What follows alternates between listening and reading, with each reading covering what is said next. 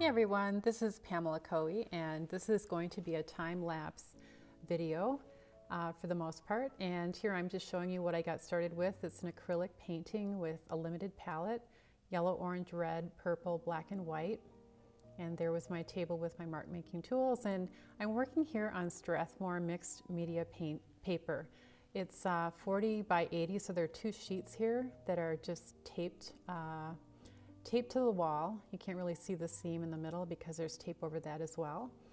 And here I'm just beginning with Craypa as pencil. You know, I've got a Sakura solid marker in black, which I really like, and #2 pencils, art graph, you know, anything really. My favorites. I always just grab them and like to play around in the very beginning. It just, you know, it kind of energizes the body and I think put some energy in those lower layers. And here I'm definitely using my hands. I've got my gloves on, and there's something really satisfying that I've discovered about just using my hands. And you know, we use brushes and squeegee tools and silicone tools and all kinds of things, but now and then, you know, it's really fun just to get your hands literally dirty. But that's not to say that I don't also use and enjoy using brushes. Here's a really nice long-handled brush. And that's really an expressive tool. I'm just putting on black acrylic here. And you know, really this is the playful stage. It's so fun just to, I think when I start this way, given that, you know, it's a very energetic start, no doubt, but it's just fun because one thing leads to another, and you get to move around, you get to walk around when it's on the wall like this. And it allows you to step back a lot. So anyways, I'm just applying the paint. And obviously there's this thing of, you know, you put it on and sometimes you cover things up. Here I'm putting art graph, which is water soluble, right into the wet paint. And I just did that, and then I took an eraser, and here I'm going back into the wet paint as well. So erasers work well. Comes the long-handled brush again. This is where I start to put some color in. There's a little bit of red there. And, you know, so this is where I start to add color. And again, I'm using Nova Color. Nova Colors is a company that makes a lot of really nice acrylics. And there's my palette. It's the same wet palette that I've shown you on another video. It's got the blue paper towels, chopped towels that have been soaked. There's tracing paper on the top of that. It's very lightweight on the cafeteria tray. And the tracing paper actually is about the same size as the cafeteria tray. And as I've mentioned before, and also in the description below this video, you'll find my website, artandsuccess.com, where you can simply click on resources at that website and find out where to easily find these cafeteria trays and the matching size tracing paper. I also have a link to Nova Color and all my favorite mark making tools. It's just kind of always there. And I keep adding to it. So here I switched to a bigger brush. I actually recently found this brush while I was visiting my son in Portland. Went to this amazing art store. I'm trying to remember what it was called. I think it was called Columbia Paints or Columbia Art Store. And these are really high quality brushes. Long handles, nice wide bristles. So I like to use, you know, different sizes of brushes. And I really wish I could paint this fast, but obviously I do not paint this fast. This is called time lapse. This is when you speed up the video, and if there was any sound, I'd have to just take it off because otherwise it would just be really annoying because I'd sound like a chipmunk. So I decided to just like kind of narrate what I'm doing here instead of you know, playing it in real time, because you would fall asleep. These things don't really happen this quickly. I had to do a lot of editing just to take it all the quiet times when I'm just looking at the painting and stepping back, and I do give myself lots of room to step back. I think that's pretty important. It's the advantage of having it on the wall or on the floor versus like on a table. It's really hard to step back if something's on a table. notice that even though I do have purple as part of my palette, I'm not using the full strength, highly saturated purple. If it shows at all, it's been really grayed down, and I wanted to have, 2 warms and a cool. And probably in another painting, I'm going to do 2 cools and a warm. It doesn't really matter what the colors are. It's good to have some cool and some warm. It's really nice to have opaque and transparent, but any paint can really be made into a transparent, so I don't really worry too much about that. Here I'm taking the bottle of gray. I put a bead of paint up there, and then it was really thick and wasn't moving, so then I put some airbrush medium right on top of the gray bead, and then I'm taking this long brush and pulling that paint down. It just didn't drip the way I wanted it to.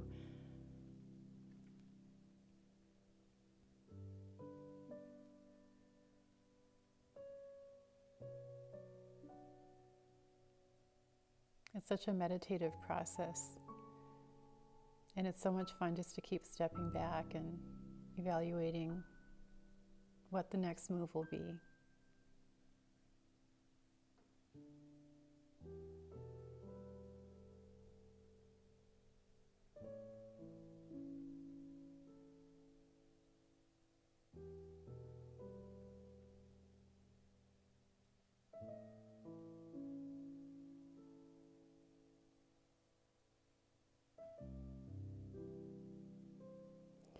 Because I'm using my hand so much in this painting, it does have a little bit of a different mood.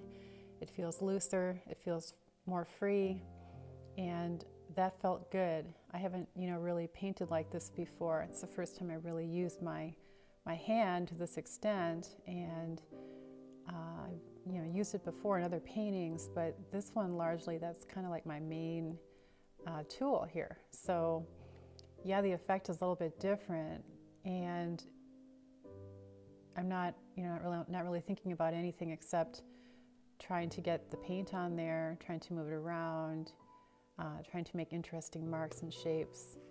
And as far as value goes, I'm not really, I'm aware of what's happening, and when I step back, I'm squinting and I'm trying to figure out, where's my eye going first, and what are the shapes that I see first? Like, what are the predominant shapes, and where are they?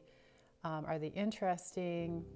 Are they too bold? Do they need to be kind of, sent back a little bit by either putting marks over them or perhaps even obliterating it? This is kind of everything happening at one time. Like, I do teach in my online course that, the first thing I do is I play. Well, there's plenty of play here. The play then turns into the next phase, which is explore, where I'm, stepping back, I'm trying new things. Pretty soon you'll see me bringing out some paper where I do some monoprint. And every time that I make another mark and push this painting forward, things are either disappearing or they're reappearing or whatever's happening. But the whole adventure, the whole journey of this painting is intentionally going to be a more gestural painting. It's on paper number 1, and I think when you work on paper, sometimes you feel like it's less precious, and that encourages you to be a little bit more free and loose than you might be on wood. And also, I'm very limited in terms of, say, I can't gouge into the paper. I can't use my awl and drag it into the surface of the paper. So in that point, I'm a little bit limited tool-wise, but then this is going to be mounted onto panel, and then I'm going to decide, after refining it some more, whether I want to introduce some cold wax medium and oils on the top. I may or may not do that. I think what I need to do is first mount it on panel and then kind of live with it for a while, because I actually like how this painting turned out. It's definitely looser and freer, but with a little bit of refinement, once it gets mounted, I can foresee probably just leaving it pretty much the way it is. And I'm fine with exploring kind of extremes of what I enjoy. I don't feel like every single painting I do has to end up being, you know, really more subtle and quiet. I like to have a range because emotionally I am also that way. You know, I have the quiet, but I also have the loud in my life. And so I think it's okay to have that range expressed within my work. And I'm not trying to go for just like one consistent thing. I'm really trying to explore all that I really feel and give myself permission just to do that right now.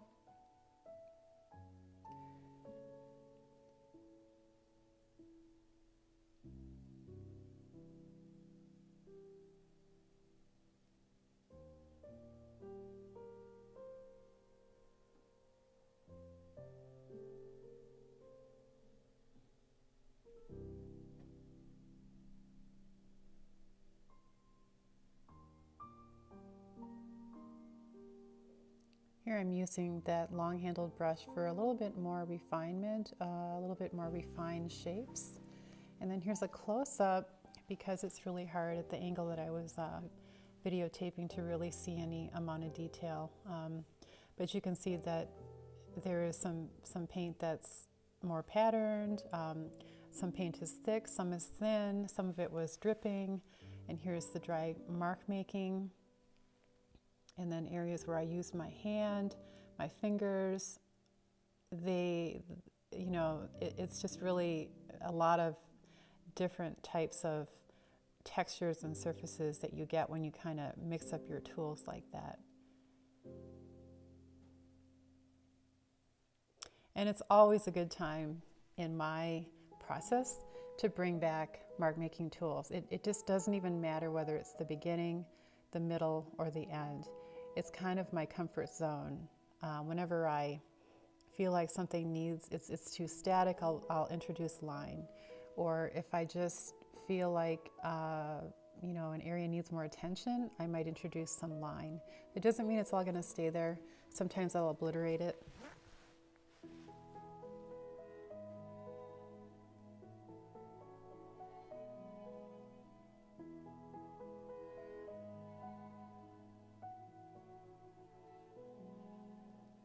And standing back, it's pretty easy to see that it's largely a curvilinear and amorphous shaped painting.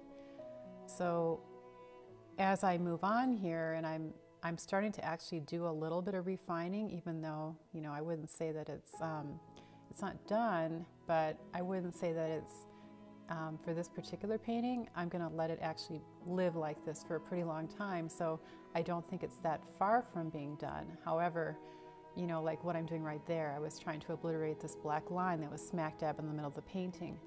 I remember first trying like a crayons, and that wasn't doing enough, and then I went and got some titanium white paint.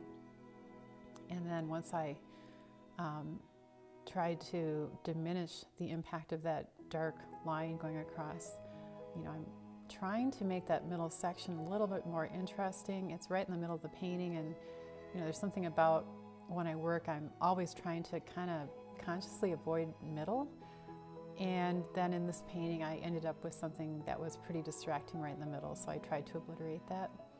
And then there I was just, you know, trying to refine by adding a few hard edges that were rectilinear. That's why I used the edge of the paper, the newsprint, because I have a lot of curvilinear. So what I don't have is anything that's really rectilinear. I'm trying to be careful with the red. I love red, and I'm trying to just allow as much as I need, or I should say the most minimal amount I need to move the eye around the painting. It's so potent, it's so bright and saturated the way I'm using it here, and there are areas where I've dulled it, like right there, but I'm still trying to gauge, you know, how much red I have left in this final painting. And here I put the monoprint with the gray just by squirting some paint onto the brown paper, and you could say I'm monoprinting it, but then when I stood back, it's like, oh, that's nice, because it's like the same size and the same shape as that shape below it. And that was something I didn't even realize I was doing. So then later on, you'll see where I try to obliterate some of that upper gray rectangle. I don't think I've noticed it yet, but I will notice it pretty soon, and that's when I start to change that shape. And here I'm trying to accentuate some of the patterny dots that were down there. I tried a few different things. Some weren't dark enough, and then I had to go get a different color. I think I'm using mostly just crayons there.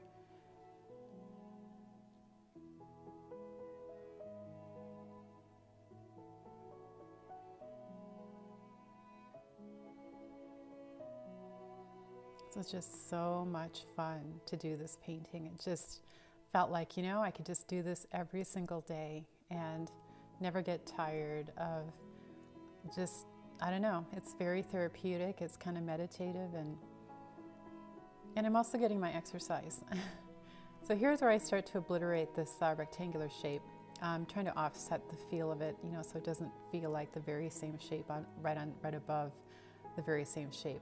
So I actually just put water over the paint, and I tried to lift some of that, tried to obliterate the corner, more obliterating with water and then wiping. It hadn't dried yet, so I could do that. And then here I'm kind of restating. So when you restate, you know, you can put something back, but it's not put back in the very same way.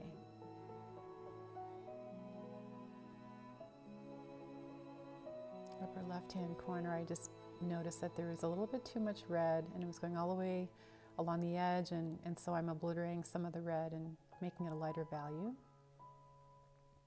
Constantly squinting to see what is the, you know, approximate distribution of value in the painting. Is it kind of clear what's happening here? The darks are kind of the one of the least prominent values, so it's very clear what the black is doing. And then are the midtones hanging together to provide some sense of quiet and combining to make bigger, larger shapes, even though there could be color differences. And then, you know, how much pure white do I have? I spent quite a bit of time trying to obliterate, or I should say cover up the white of the paper, because the white of the paper is it's just like, you know, a gessoed panel. How much of that white gesso or how much of that white do you really want in your painting? Because white is very potent, and it's almost like a flashlight. So I did try to, even if it's just barely off white or a light valued gray, I tried to obliterate some of the white, quite a bit of the white. So there could be a lot of high key areas, but not just plain old white paper. And here I'm working again into that sort of middle section to introduce things that they're small things, but when you come up close, they kind of matter, because it means that there's something going on there in the middle of the painting. It's not just white, or it's not just something super calm and with nothing going on. And there's a little bit more of my attempt to make some rectilinear forms, which once it's mounted on panel, I will be doing more of that kind of thing. That's the kind of refinement that I think I can do a little bit more easily once it's mounted on panel.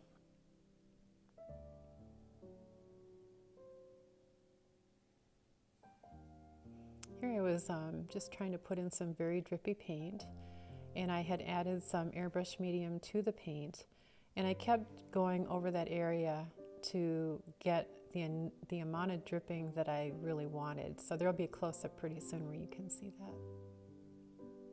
And there is tape all the way around the perimeter and down the middle of the painting, because this is 2 sheets of paper. So when I mount it, I can either mount it on one 40 by 80 inch board, or I could make it into a diptych of 2 40 by 40s, but that's not something I know yet. I think I'll probably do a diptych. I like the idea of the 2 panels hanging side by side with just a little gap in between.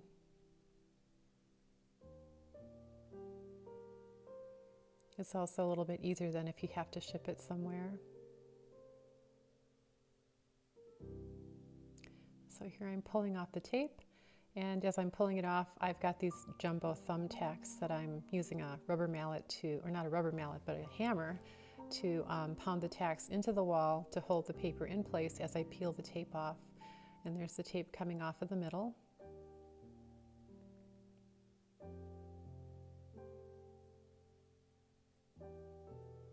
It just feels so good to peel that very messy tape off. You can actually see the painting so much better.